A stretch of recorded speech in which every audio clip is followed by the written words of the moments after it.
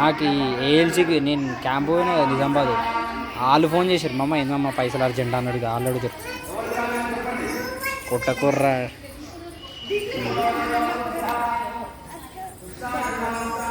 అందరికి అన్న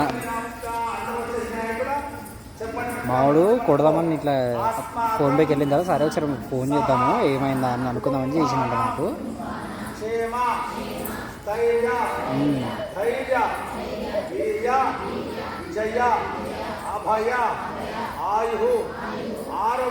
రైట్, నేను అందరికి మెసేజ్ పెడుతున్నా.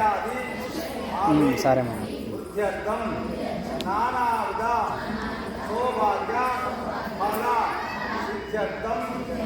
మామా ఇప్పుడు చెప్పే వాక్యం గురించి చెప్పాలి. మామా జన్మకాల, జన్మ నక్షత్ర, జన్మ రాశి, జన్మ లగ్న, నామ నక్షత్ర, నామ రాశి, నామ లగ్న వశ ఏ అరిష్ట గ్రహదోష ధారణ పరిహార ఫల జం మమ స్వగృహేణ శోభనగృహేణ ఏ నరదిష్టి నవగ్రహ దిష్టి దుష్ట దిష్టి బంధు దిష్టి భూతపేత పిశాచ కాళిదూలి శాకిని ఢాకిని సర్వగ్రహ దోష వారణ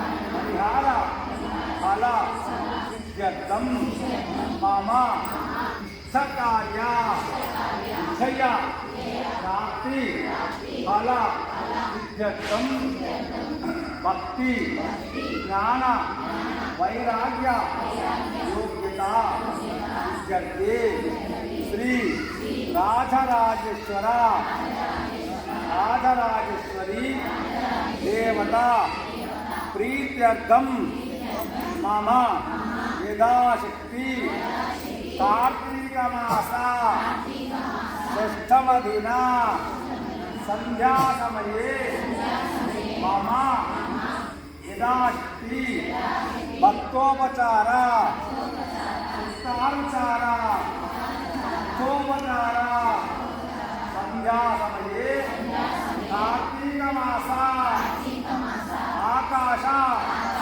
దీపారాధన మహం కరిష్యే. చక్కగా నమస్కారం చేసుకోవాలి కూడా.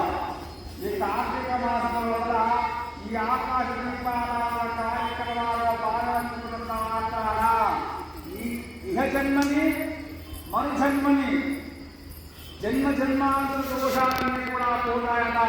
ఇక్కడ మనం ఏంటిగా మళ్ళీ భగవంతుడిగా అంటే, ఓ భగవంతుడా నీకు పుట్టిన సమయాన నీకు పుట్టిన నక్షత్రంలో ఆ యొక్క రాశిలో ఆ యొక్క లగ్నములో లేదా మా పెద్దలు పెట్టిన పేరు లోపల ఆ యొక్క అక్షరం లోపల ఏమైనా దోషం ఉన్నట్లయితే నీ ఏ రాశిలో స్థిరపడుతున్నాను ఇప్పుడు ఆ రాశిలో ఏమైనా దోషం ఉన్నట్లయితే ఆ యొక్క లగ్నంలో ఏమైనా దోషం ఉన్నట్లయితే నా యొక్క అద్దె ఇల్లు కావచ్చు, వసతి గృహం కావచ్చు, సొంత ఇల్లు కావచ్చు, ఆ ఇంటి లోపల ఏమైనా దృష్టి కానీ నవగ్రహ దృష్టి కానీ భూతమైన విచారణ ఏమైనా ఉన్నా కూడా అన్నీ కూడా తొలగిపోయి ఆ ఇంట్లో నేను ఉన్నంత కాలం కూడా పిల్లాపాలతో సుఖంగా సౌఖ్యంగా జీవించాలని కూడా మనం ఇక్కడ కోరుకోవడం జరిగింది. అంతేకావాలి కదా, ఎవరికైనా ఏ ఇంట్లో ఉన్నా కూడా ఫస్ట్ మనకేం కావాలి, మనశ్శాంతి కావాలి. అంతే కదా, మనశ్శాంతితో ఉన్నట్లయితే అందరూ కోట్ల రూపాయలు అనంతమైన కిలోల కూడా టన్నుల కూడా బంగారం కూడా లెక్క కదా.